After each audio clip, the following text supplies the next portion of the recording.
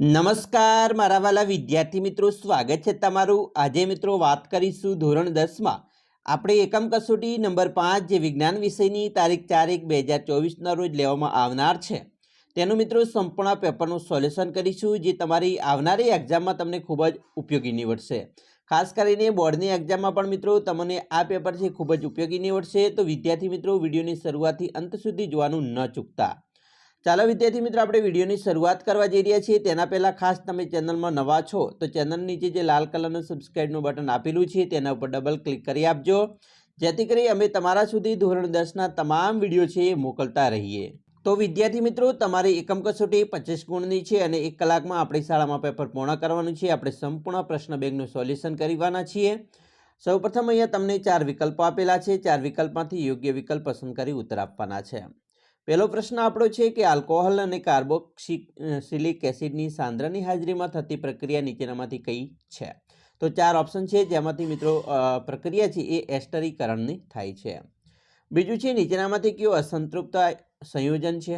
તો અહીંયા તમને 4 ઓપ્શન આપેલા છે, તેમાંથી પ્રોપીન અને પ્રોપાઇન, બરાબર, એટલે કે ઓપ્શન નંબર 2 અને 3 એ સાચા છે। ડી ઓપ્શન સાચો બનશે।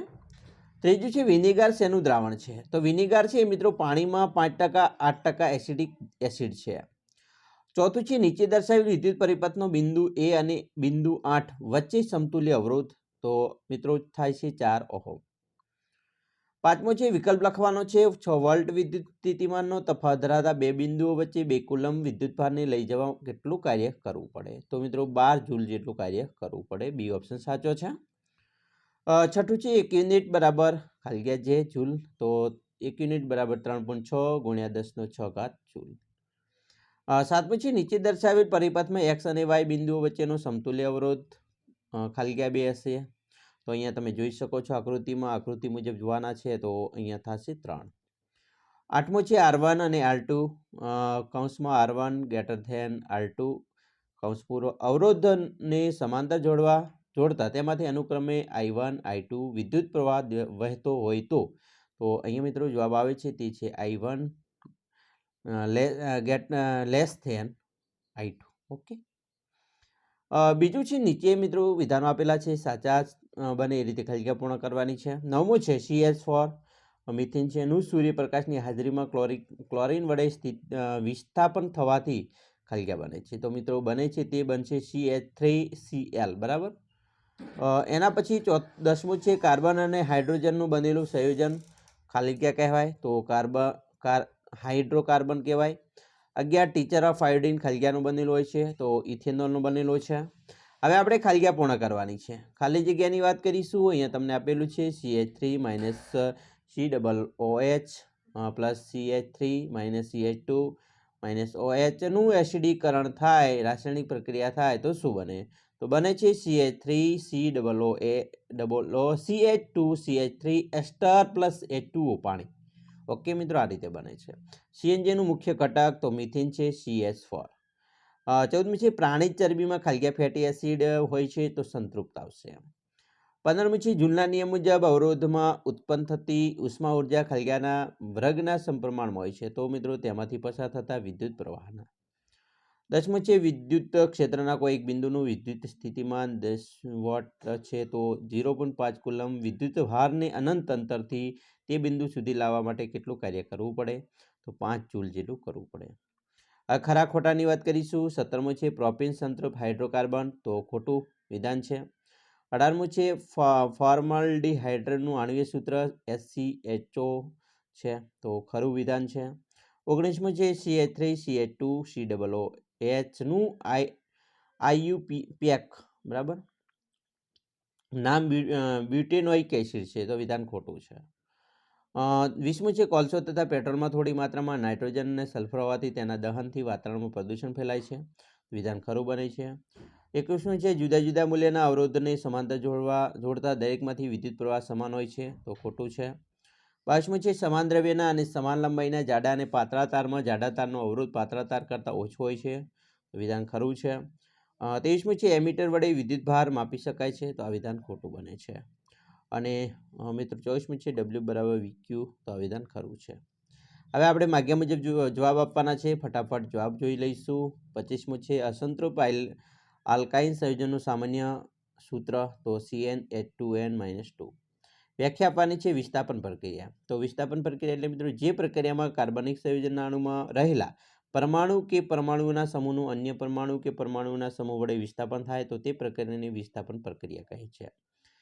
એના પછી વ્યાખ્યા આપવા છે કેટેનેશન.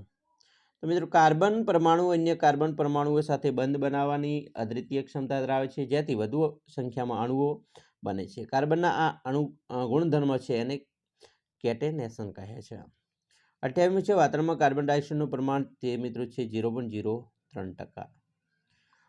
29મું છે બાયોગેસ અને સીએનજીનું મુખ્ય ઘટક. તો મિત્રો શું થાય? તો મિથેન થશે. શું થશે? મિથેન. 30મું છે સમાંતર જોડાણ માટે સમતુલ્ય અવરોધ શોધવાનું સૂત્ર જણાવો. તેમાં સમાંતર જોડાણમાં સમતુલ્ય અવરોધનું મૂલ્ય નાનામાં નાના વિરોધ કરતાં કેટલું હોય છે? તો મિત્રો n અવરોધના સમાંતર જોડાણમાં સમતુલ્ય અવરોધનું સૂત્ર છે 1/rp બરાબર 1/r1 1/r2 1/r3 પ્લસ બરાબર જવાબ આવે છે તે છે 1/ra બરાબર. સમાંતર જોડાણમાં સમતુલ્ય અવરોધનું મૂલ્ય નાનામાં નાના અવરોધ કરતાં ઓછું હોય છે. એના પછી 31મું છે વાહકમાંથી વિદ્યુત પ્રવાહ પસાર થવાથી ઉષ્મા શા માટે ઉત્પન્ન થાય છે? તો મિત્રો વાહકના મુક્ત ઇલેક્ટ્રોન્સ આયનો કે પરમાણુ સાથે અથડામણ થવાને કારણે ઇલેક્ટ્રોન્સની ગતિ ઉર્જાનું ઉષ્મા ઉર્જામાં રૂપાંતર થાય છે એટલા માટે. 35મું છે જે પદાર્થનો અવરોધ તાપમાનથી લગભગ સ્વતંત્ર હોય કે એક પદાર્થનું નામ, તો મેંગેનીઝ, CuMn અને Ni મિશ્ર ધાતુ છે.